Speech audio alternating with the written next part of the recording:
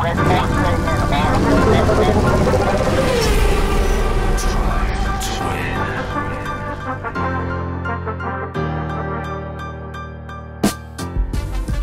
hello everybody and welcome to Drive to Win. I'm Justin Bell, your host. Drive to Win is presented by the Wynn Las Vegas and brought to you by Mobil1 for the love of driving. Well, what a race that was. Incredible. I've got to say that all the action came out of Canada and it was just outrageous in so many ways, which is fitting while my guest today is Jacques Villeneuve, former Formula 1 world champion. We'll get into that, but definitely one of the most outspoken guys and the perfect guest for this week. So what did we have? We had rain, we had spins, we had pressure, we had bravery, we had tension, we had drama, we had strategy, great strategy, bad strategy. It was just spectacular to watch. One of those races that really reminded you why you love Formula 1. It's sort of the apex of all those different elements coming together. To be honest, I could say that any one of 3 or 4 guys won at the weekend. I mean, if you made 0 mistakes, you could have won. But everybody did make mistakes. So it wasn't quite as simple. But gosh, so many people left the track thinking, it could have been me, it could have been my time. Now, it wasn't just because of the track, but also it was the past few races have been building up to this with Lando's victory. You've just seen these moments coming together and the dominance of Max Verstappen in the Red Bull just on the edge of being threatened in more ways than one and more ways than one. And I really, really enjoyed it. I mean, for example, qualifying, Max Verstappen, George Russell did exactly the same qualifying time down to 0.010 of a second. Think about that on a 3+ mile circuit. And then you come over the line. You couldn't even do it with our hands against the stopwatch. Just spectacular. And you knew that was a scene set, right? So you knew going into Sunday what was going to happen. It was going to be absolutely a barnstormer. I mean, the weather plus those individual performances plus all the strategy really ended up with this performance distilling down into something very thrilling to watch. The podium was Max Verstappen taking the top spot, but then Lando Norris and George Russell taking the other 2 places on the podium. It wasn't as simple as that because that weather was so threatening all weekend. It really did unfold in the best way possible. So before we get into the race, just a couple of bits of news on the drivers' dancing front, so to speak. What's hot and what's not? Well, what's definitely hot is the fact that Carlos Sainz, we're on tenterhooks. Where will he end up? And it really is down to the 2 options as other seats start to close down. You've got the Sauber Audi deal, and then you have Williams pushing super hard for his services. James Fowles, who's running, heading up the Williams team, he's pushing so hard to have Carlos join, and with good reason. I think he's making it a very tempting carrot. He's giving it all the big guns, which must be very flattering, but Carlos, it seems, is so, well, the way he's putting it across in the media is he says that he is so occupied with just trying to stay relevant and dominant in the Ferrari seat, doing the best they can. And he and his management really do need to sit down and strategize on what they're going to do. I guess the unintended or maybe unintended consequence of that is I'm sure his stock just keeps going up and his price tag too. So we'll see that coming. So I just wonder. Let me know on social media what you think, which direction he might go. Now, what's not hot, and I'm sure I'd love to break bread with Sergio Perez. I'm sure I would really enjoy his company. He's a multiple race winner. He's won all the way up through his career, but he just signed a 2-year extension with Red Bull. And I, for one, just can't work it out. I'm really looking forward to talking with Jacques about that. I mean, obviously it shows the importance of the South American Latin market, but wow, it must be great for his bank account, but is it great for the team? And I just think they must have been on the pit wall looking at that absolutely dismal performance he had from qualifying all the way through the race. And they must have been going, where is that performance clause? We got to find it here. Yeah, big red letters. If he doesn't perform, he can be thrown out. I wonder what that looks like, but he can't just have these results. And the way I look at it is when you're at the top when you're on the way up, let's just say, you can have these glimpses of brilliance that showcase your talents to everybody, the media, rival teams, your team management, the fans. It makes them go, oh my God, there's something special there. Logan Sargent, we've been waiting for that, just as an example. What is that just glimpse of the diamond that you need to be at the top? When you're at the top, guys, you've got to be delivering all the time, like Max does. You can't, yeah, once in a while, maybe a bum weekend, but just you've got to be there. Like, you don't have pitchers just, I don't even know anything about baseball. I was in the restaurant I was in last night. I mean, you can't just like throw one on the ground and then, you know, do 10 bad ones and one good one. It just doesn't make any sense. You've got to be at that level with only 20 seats going, the best. So let's see what happens. But what is great is I'm very happy that Yuki Tsunoda is staying with Red Bull, RB Racing rather, through the end of 2025. He's been so strong this year. He's matured as a driver. He's very fast, important for the Japanese market. And I'm a big fan. Of course, he's been on Drive to Win, which makes it rather good. So we have a little more vested interest. But yeah, I'm really happy he's staying there, which of course throws the Ricciardo seat into even more doubt. But we'll cover that a bit later. So thinking about the race, I mean, I was taking some notes as I watched it. And once again, Max, even though the cards he was dealt were not perfect, he had to really push. He was strong, he was consistent, and as he does, he has that ability to discard all the noise around him and become absolutely ruthless in his execution. He stops the distraction. You very seldom hear him he does talk with his engineer a lot and they question each other and they push each other, but they have this unity in their direction. And I just think it's very impressive. And yeah, he did make a couple of mistakes, which you don't get say too often, but boy, he just delivers, which is the mark of a champion. And he loves racing. I mean, he loves racing. In the post-race interview, he's just like, bring it on. And that, I think, is what you got to remember. He has cut his teeth since he was a kid, with his dad Jos pushing him in karts, and 60 wins, 50 out of the last 75 races. Sink that in, guys. That's wild. And obviously, in contrast, the Sergio Perez thing was dismal. Helmut Marko, by the way, said he has psychological issues, which I'm sure in sportsman's terms is a real kiss of death. So 2 years may seem like an eternity if we get there. McLaren, it's been definitely a McLaren week.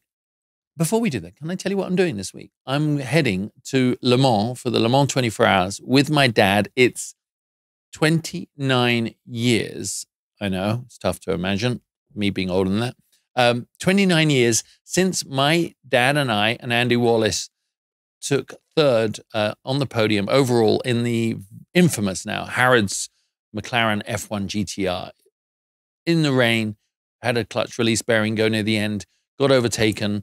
But I mean, Mario Andretti finished second with Michael. I mean, what an epic. And they're basically creating some really good legacy content. And we're doing a road trip from McLaren's Technology Center, MTC, tomorrow to driving down to Le Mans and filming our nostalgic thoughts and memories and everything on the way. So I will let you know when that video is out. But it's definitely a McLaren thing. Oh, and I went and drove that Solus GT last week, which was absolutely balmy. Maybe I'll put a little picture up of what I did. It was just so cool to drive. Rev to 10,200 revs. Only $6 million. But back to the real issue. McLaren, so strong.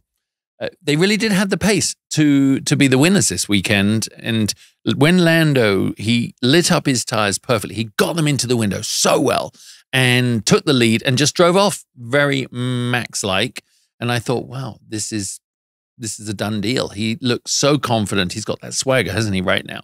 But then that whole yellow flag, picking up the pace car, safety car out of sequence, and he did another lap because he'd done another lap. Basically, he lost his 8-second delta straight away, and I'm sure they went heavy in their debrief on quite what they did.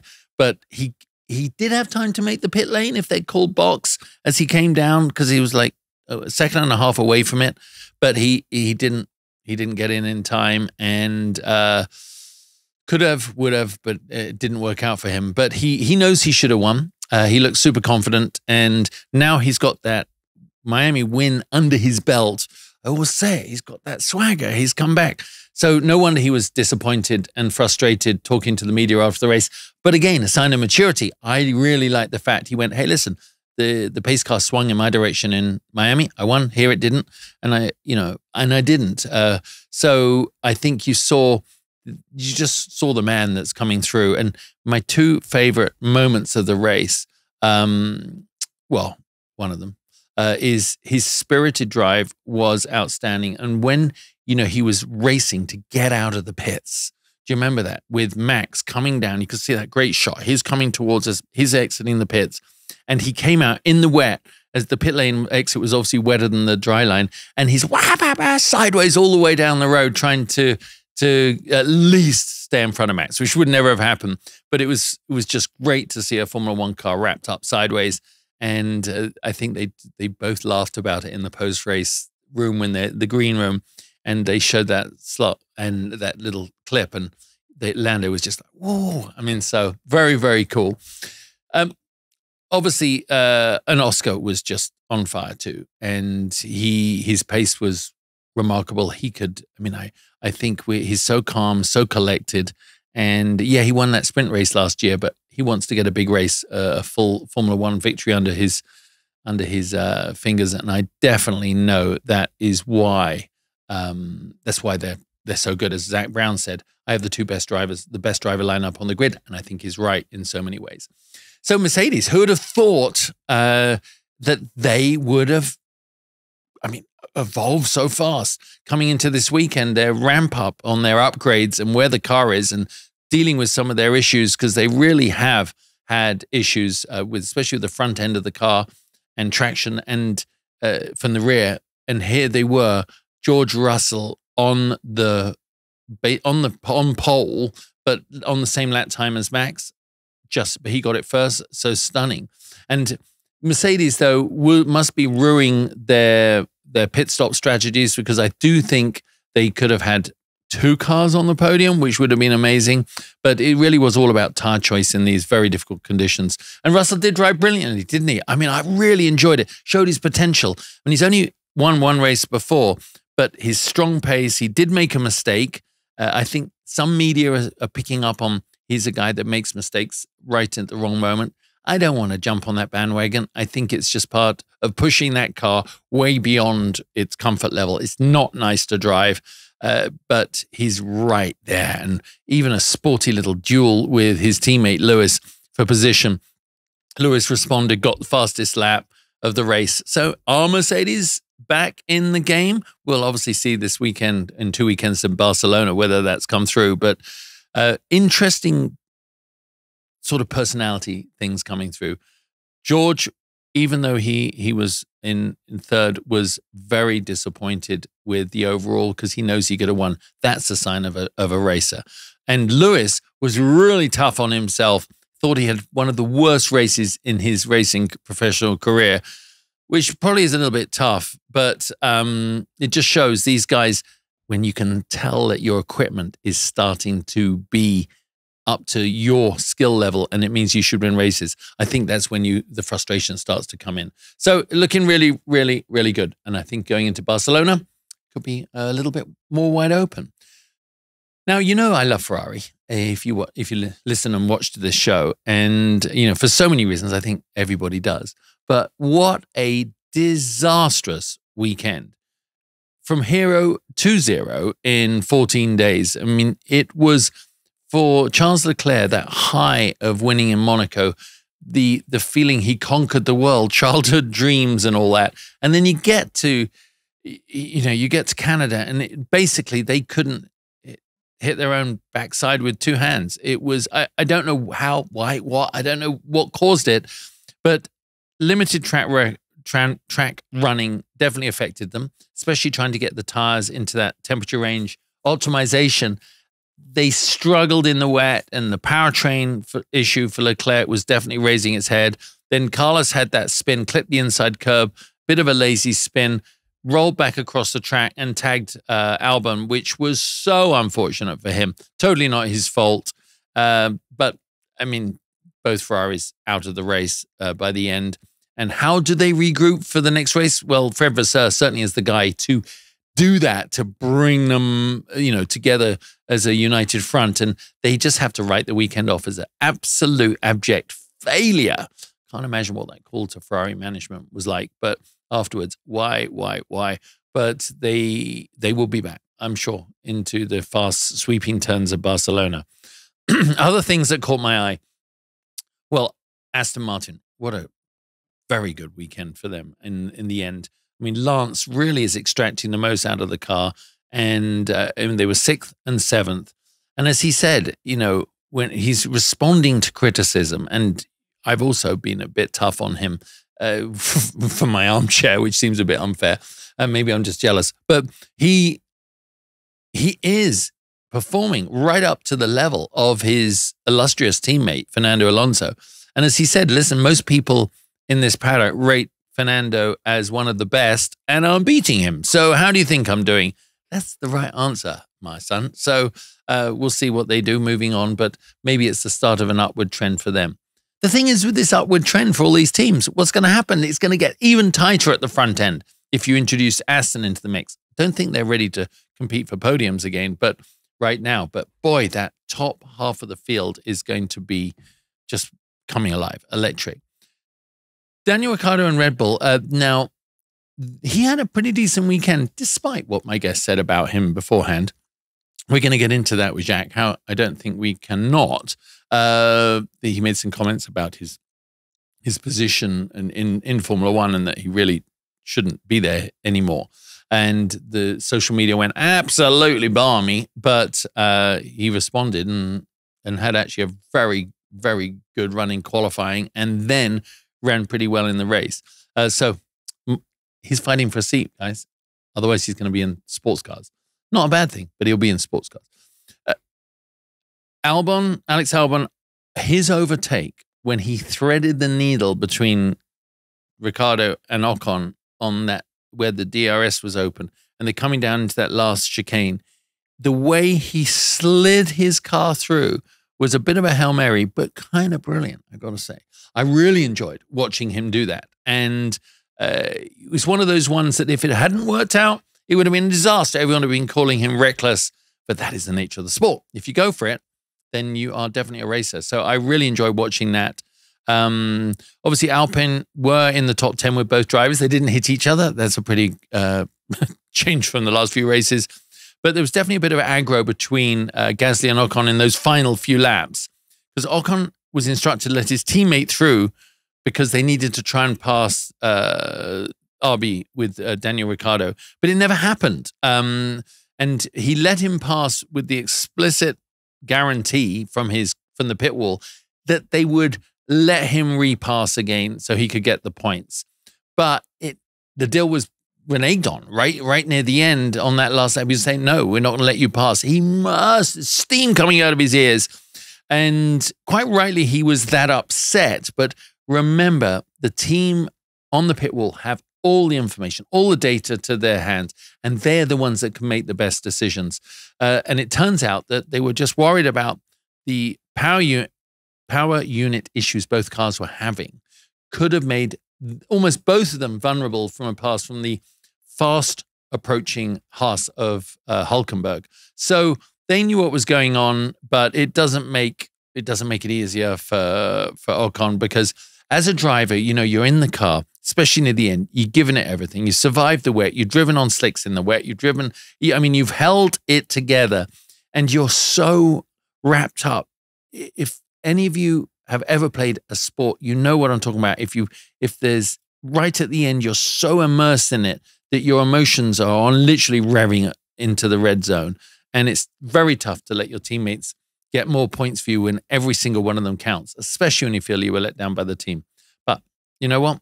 They probably made the right decision for them, but it's all about the team, as they said, not just about the driver.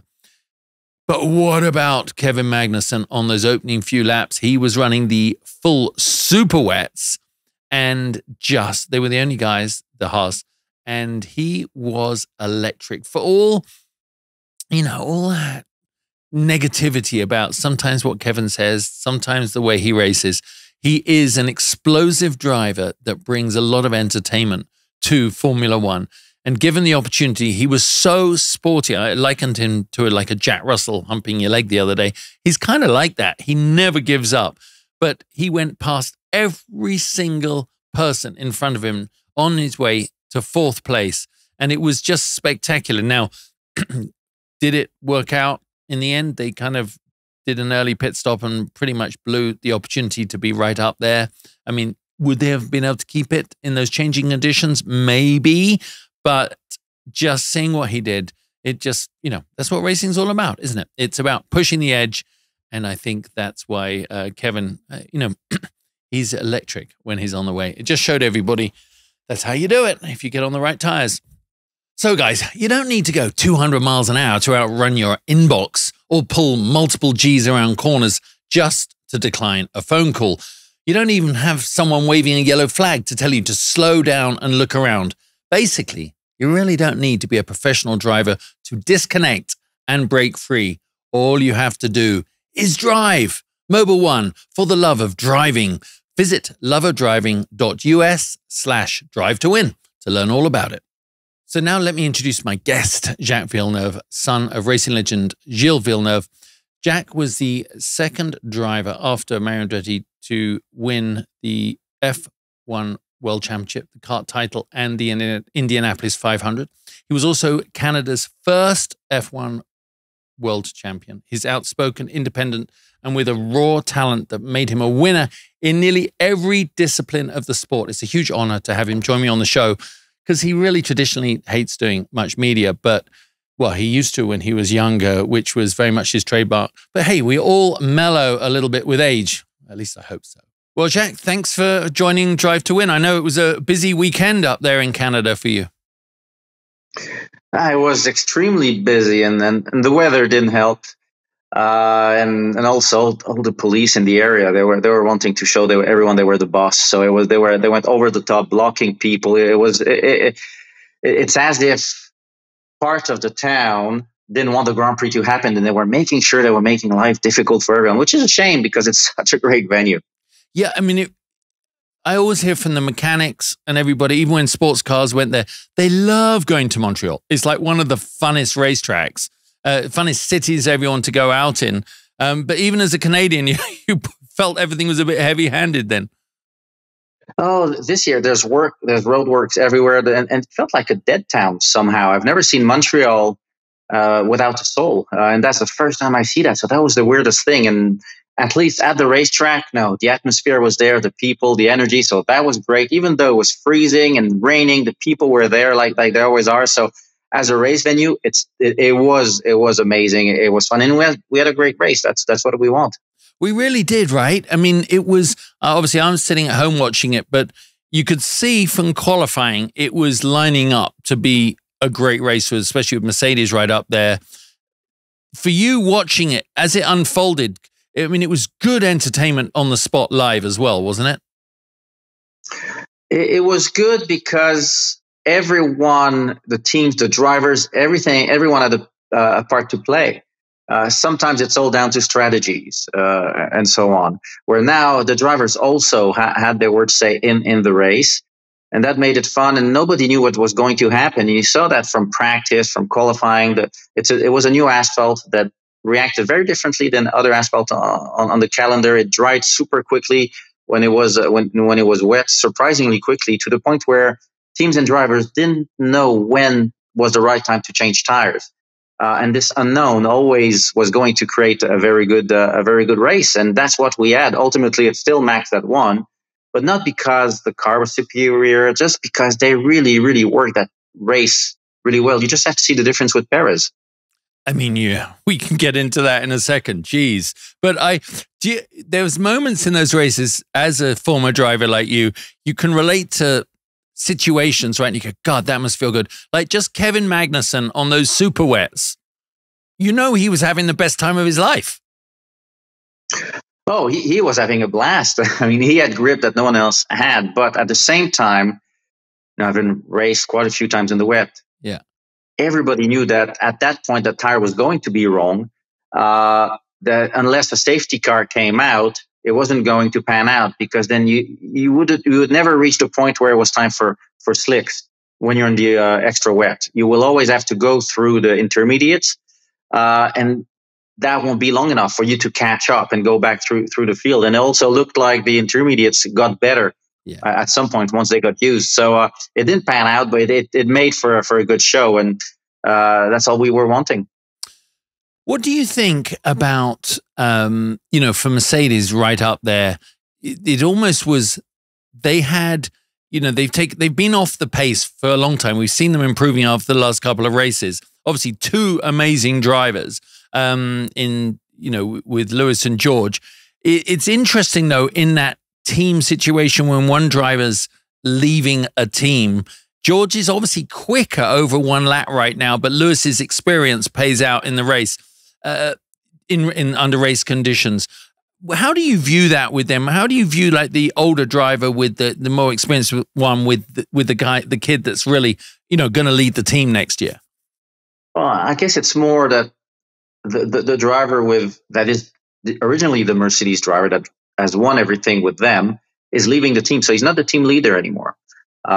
His image, his experience, it's still present, but there's that 1/10 missing, maybe because he's had enough. I don't know. Maybe he just needs a fresh air, fresh experience, which will be Ferrari. But right now, it's not working as it was in the past. In quali, when he has to push, there'll be the odd mistake, which won't get him that last 1/10 of a second, which George manages to get right now.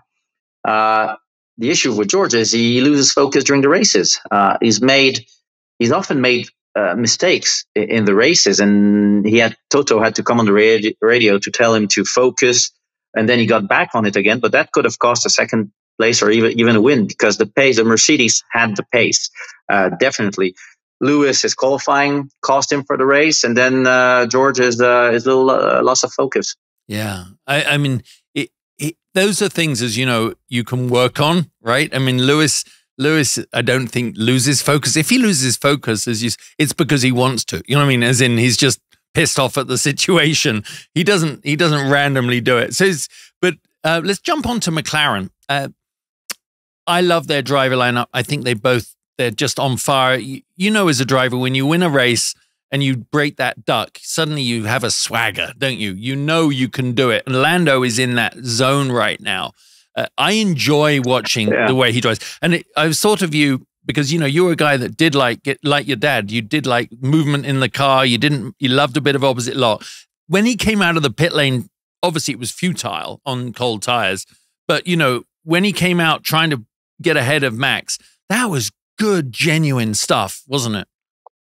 It was good. It was fun to watch. And, when a driver has his first win, he's either a one-hit wonder or that will just start a continuation of wins. And I don't think he's a one-hit wonder. He seems to be the real stuff. So that's good. And you see it with his attitude on race weekends. Like Piastri is always quick, but somehow Lando seems to have a little bit of an upper edge most of the time. There in the race, I think he was a little bit frustrated because he was leading. He was super quick. Then they got cut out with the safety car that just came out a little bit too late for him to make it to the pit. So that was, let's say, unfair. The safety car should never come out like that. But I guess it was payback for the help he got in Miami. So it in the end, it balanced out.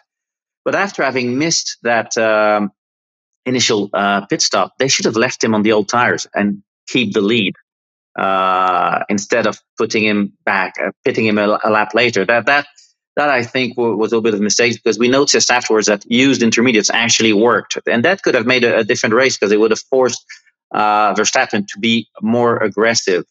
But ultimately, he got a good result, got good points in the championship. It was a good battle, and people still can see that he's in there with a fight. Yeah, well summarized.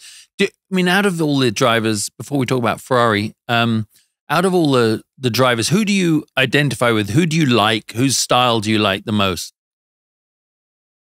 I will say Max, because Max and Alonso.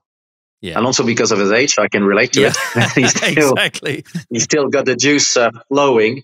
But Max, because he's always on it. It doesn't matter what the stakes are. If it's for a win, or even if he's won the 20 last races, he won't give up on one lap. That's all he is, a race car driver, and it feeds him. It's amazing. Someone, I can't remember, someone on social yesterday said that even if everyone always says, right, if you put this driver against this driver, Jim Clark with Sterling Moss against who would be faster? I can't remember who it was, but they said if you did put Max and Senna and Michael Schumacher together, that Max is probably the guy that is the most consistent. Do you agree with that? He's the one that could probably win most. He is, but don't forget we live in a different era where drivers in the past, every time they went to the racetrack, they thought that might be their last day. So the approach to living was very different. Physical training only really started a little bit with Prost, but mainly with Schumacher in my era. That's when we started to physically train. So that made a big difference. If you put a Fangio with the modern physical training, then he might have been a Max Verstappen as well. That's why it's very difficult to compare the eras. Now drivers don't test; they go in simulators instead. So, and they start when they're 12, 13, 14, and 15 in Formula 4.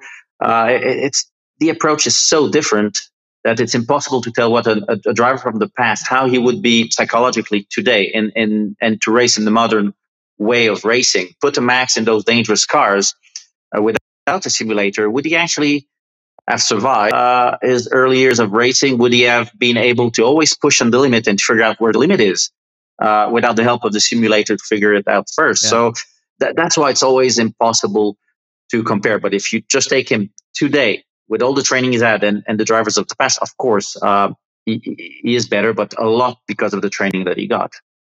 That's great insight. I was just thinking to myself, I know when Michael Schumacher started training like that, were the rest of you like, oh, holy crap, we've got to raise our game now? I mean, because it's like everyone in sports car now, the guys, who race in the cars I used to race, they're doing triathlons and Ironmen and stuff like that. I'm going, oh, God forbid I didn't have to do that. Right? Were you like, holy cow, Michael, back it down? No, it wasn't because of Michael. I started figuring out that training was necessary when I was in IndyCar. Because, I grew up a little bit the old-fashioned way with my dad and the way racing was, where you were just proud and you were tough. So you didn't need the training because you were just a tough cookie.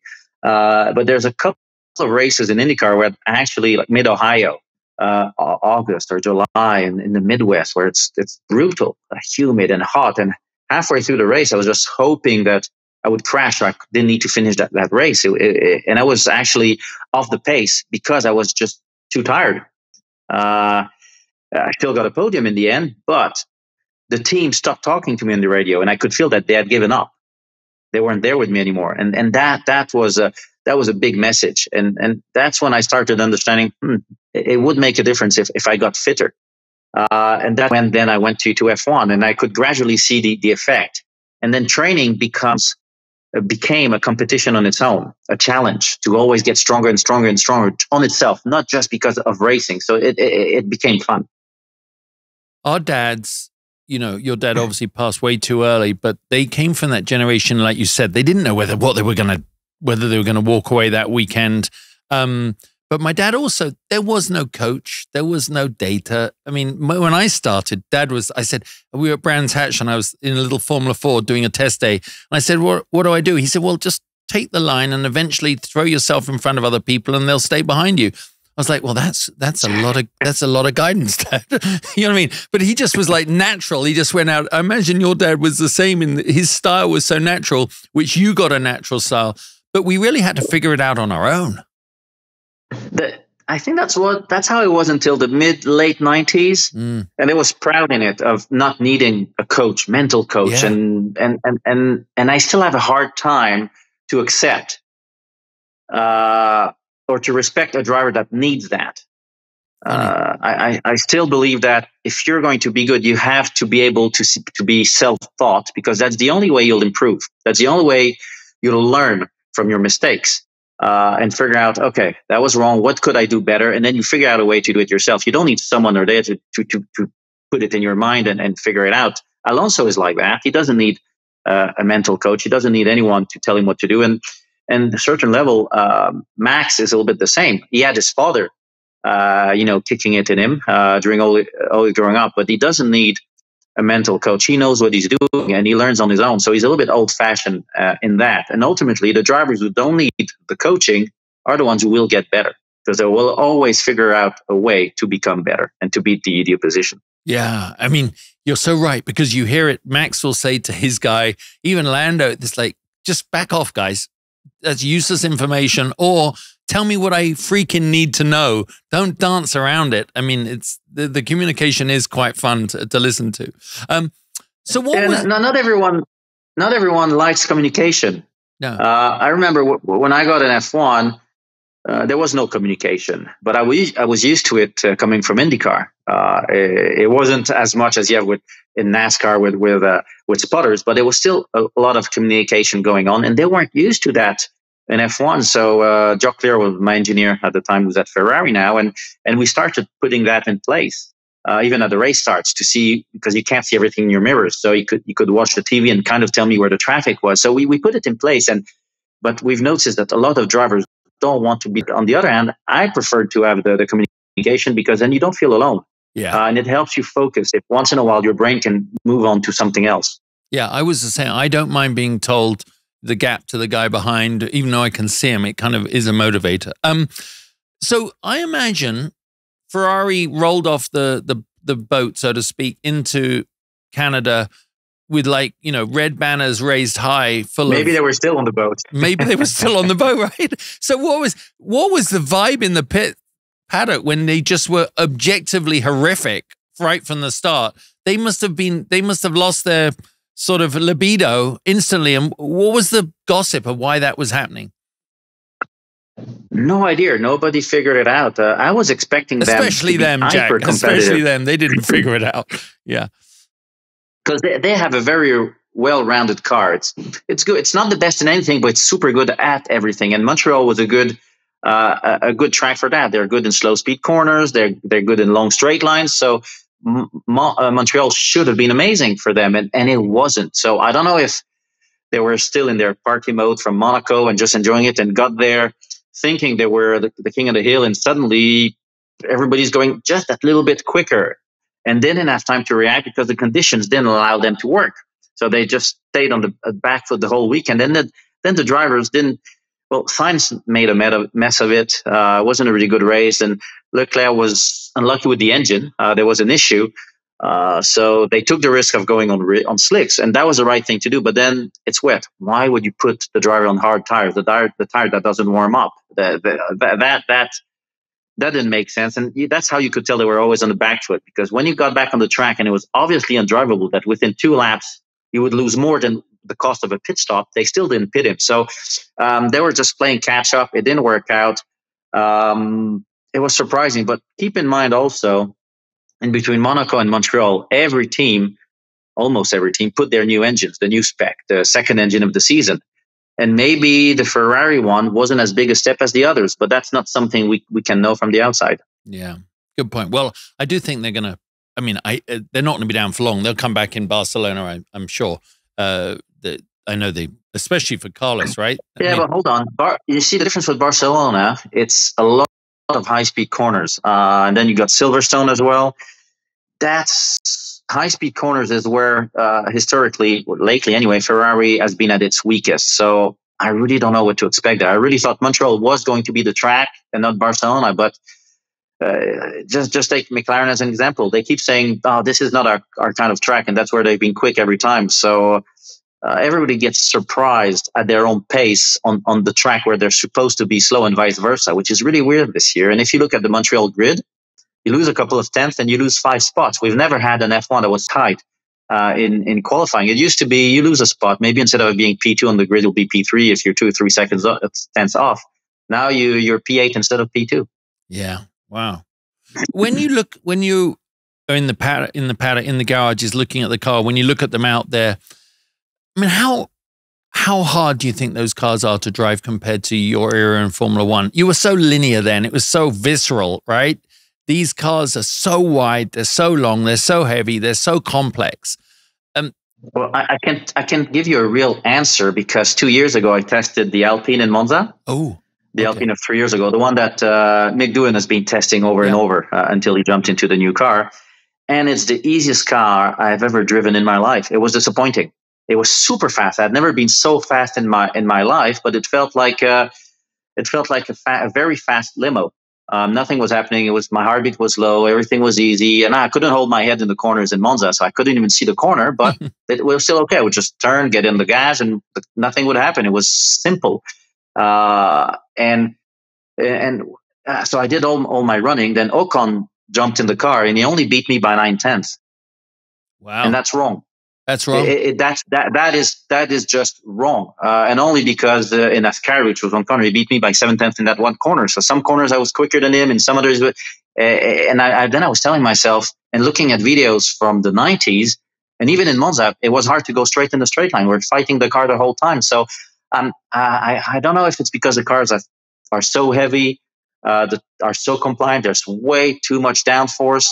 And then when they get in race space, because this was not quali trim, obviously, take Monaco. They were slower than the Formula 2. They were 12 seconds a lap, 10 seconds a lap slower than their quali pace because they have to slow down, massage the tires, massage the engine, the car, and everything. So it's just a different form of driving. But ultimately, take a Verstappen, and he does make the difference, even though the cars are easy to drive. Yeah, he does. I know you have your racing school, and I had a racing school. I know you have a track and everything. I use that analogy as well on modern day cars, right? When I used Dodge Vipers, I was racing for them at the time. No ABS, no traction control, manual gearbox, flat spotting tires left, right, and center.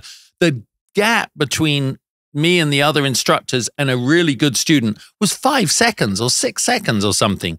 Now, when we drive around, in the coaching, now in a modern day McLaren road car, even a gentleman driver is only a second and a bit off us, right? The gap, the technology is doing so much for that driver. It's wild. So I think that I'd never thought of it, but that's probably the same in the Formula One cars. The technology still to extract the most out of it is very hard, right? To do what Max and Lando does, but you can get up to that threshold a lot easier, I think. It is. Formula 2s are more difficult to drive. Indy cars are more difficult to drive. NASCARs are more difficult to drive. But the speeds are so high that when it does go wrong, it really goes wrong. And I think that's a little bit the issue with the cars being easier to drive. Now, the best drivers will still shine, but an average driver will be able to drive beyond his actual level of competence, and will still look okay until things become a little bit hairy, and that's when it goes wrong. Yeah, yeah. Well, so when I'm on I do this show after every Grand Prix, and I have a couple of storylines that I try not to get too in deep with, but it's impossible to. One is, Sergio Perez. One is Logan Sargent. One is Daniel Ricciardo on those seats that they take. And obviously you blew up the internet last Wednesday or Thursday with your comments about Ricciardo, which I totally understand where you were coming from. And maybe you got a role as a sports psychologist because he had his best race in a while right afterwards. Run through that a bit. I mean, You're right, man. You're right. There's 20 seats on that grid. You have to be the best you can be. And in any other sport, you'd be walked off the field, right? So it's crazy. Well, the racing industry has changed because you used to be given a chance and 5 or 6 races. And if you weren't up to it, you would be sent home. First of all, because you would be dangerous to yourself. You were really off the pace. But now when you're off the pace, you're 2 or 3 tenths off. So people think, oh, okay, that's not bad. But also with all the social media, you really build a huge following and image. So you bring that kind of value to the team, even if it's not on the racetrack. And because there's no testing, it's really hard for a new driver to come in. So teams often prefer to keep a known quantity because they know they won't be able to give enough testing to a new driver and to give him a fair chance. So sometimes it's just safer and easier to keep what you have, even if you know it's not good enough. Did you bump into Daniel in person? No, not at all. Yeah, I would. Also, he had maple syrups on his helmet. I was wanting to see if it was real one or not. But obviously, it got under his skin because he reacted in a very childish manner with personal comments, which at that level you shouldn't do. You should have a thick skin. You're at the pinnacle of the sport. So when there's criticism, it won't always be positive. You have to take the positive one and also the negative, and then figure it out, understand why there was that criticism, and move on. You have to be bigger than that. And as I was a little bit surprised by the reaction, but ultimately he had his best weekend. But that's only one race out of the season, and he got a little bit lucky when everybody made mistakes in front of him, because it was going to look like a P11, so not even in the points. Now he got a few points home, so he can relax for a few races. Well, I'm sure they'll be wanting you to make another comment going into Barcelona, so you can just get him going again. Do you think that's what happens with the Perez situation? A 2-year extension. I joked at the beginning of the show that I'm sure they're on the pit walls saying, let's go back to that fine print on the performance clause, because that was bloody dismal, wasn't it? Well, there's two things with Perez. First of all, there's a lot of budgets from Mexico, coming in, which is good as long as you still win the constructors. If you lose the constructors, you lose a lot of money as well. So it doesn't pan out with the sponsor money anymore. And also, they needed stability. They needed to keep Max happy. They needed to put the team back on a flat platform after the winter chaos. Mm-hmm.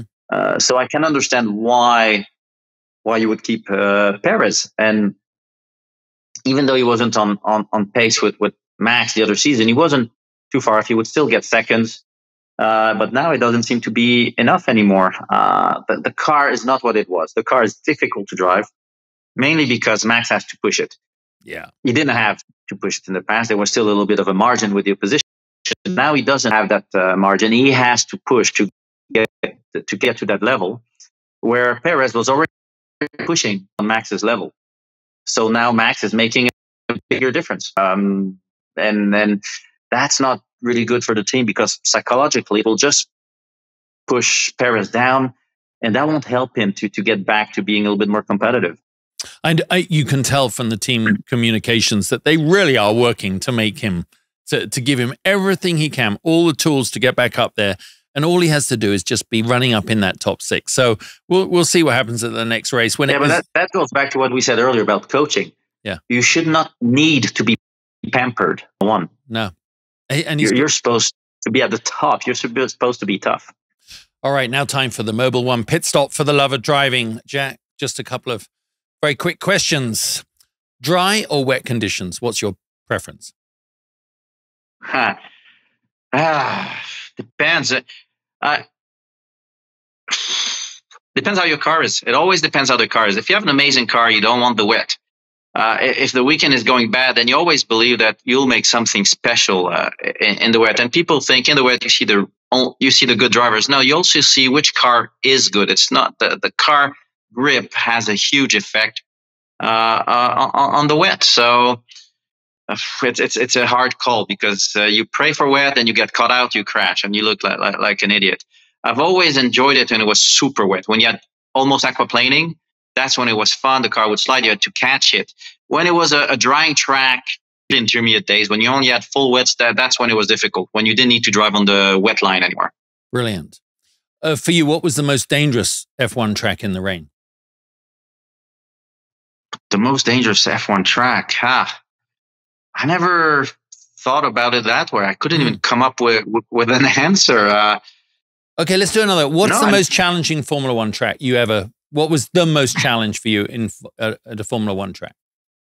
Yeah, the most challenging was always Monaco, because it was so different than the other ones. It was in between the walls. It was tiny. It was tight. There was no room for mistakes. So that was the biggest challenge. It was a lot.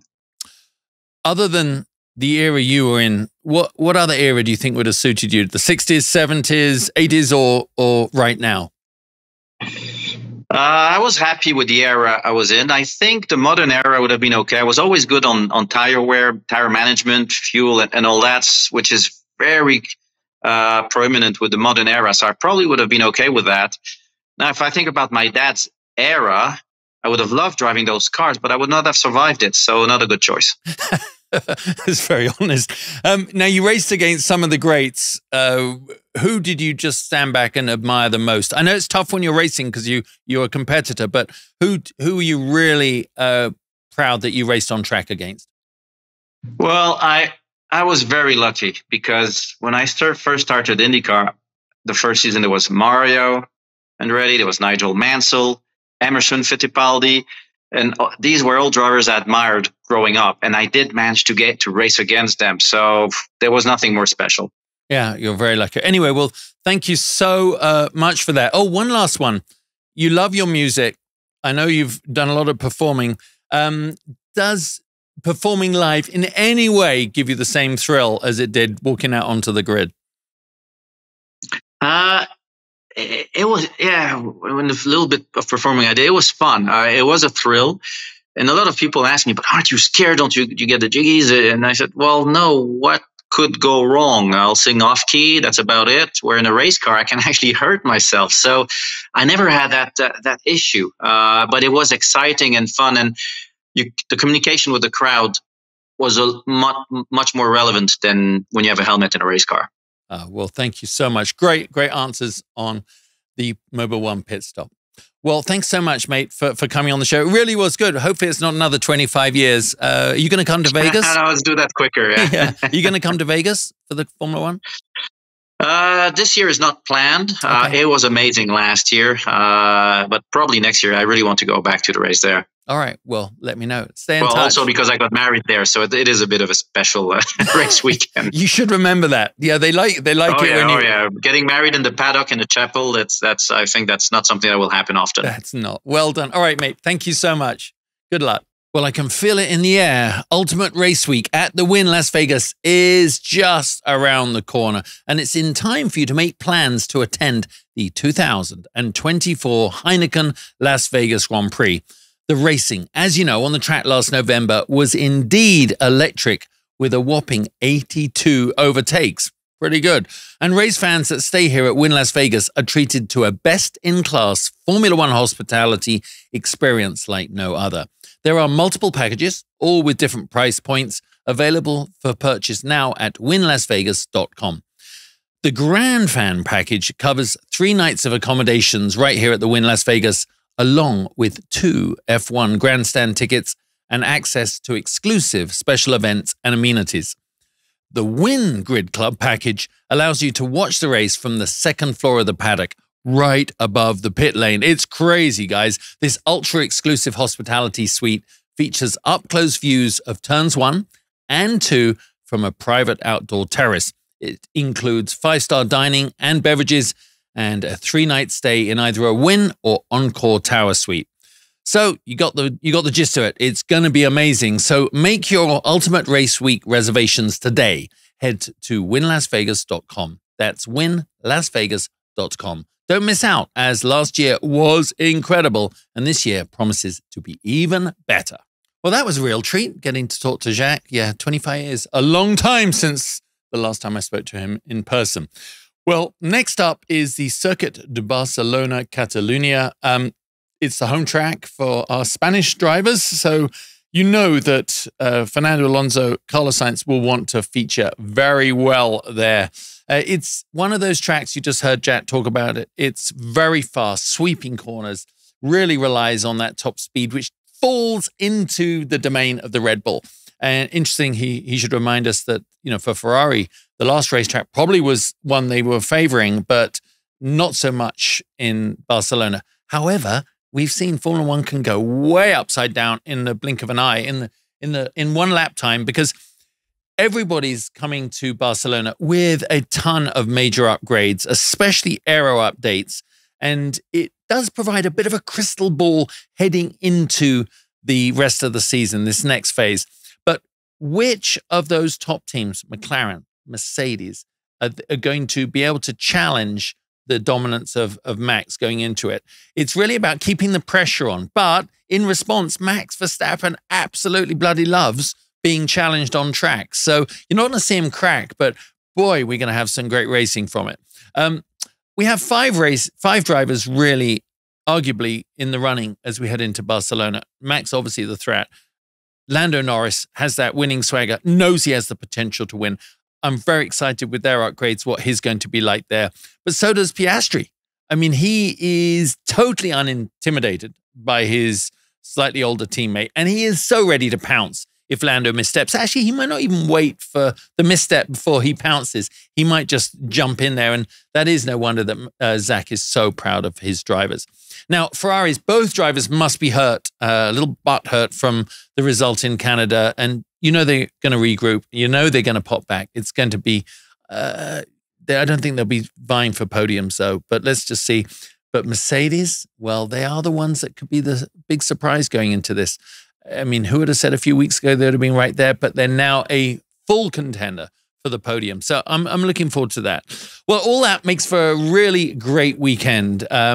Keep the pressure on Max, and you never know what might happen. Don't make mistakes, and you'll put yourself into a position. And I really do hope, despite my hammering, that Sergio Perez is able to get his mind straight, because if he's in the seat, all we do is wish him the best. Do the best job you can and live up to the potential of that car. Anyway, guys, I'll see you in a couple of weeks. Thank you so much for watching Drive to Win, and huge thank you to Mobil1 for the love of driving, and of course, to the Wynn Las Vegas for this beautiful studio space. I'll see you soon.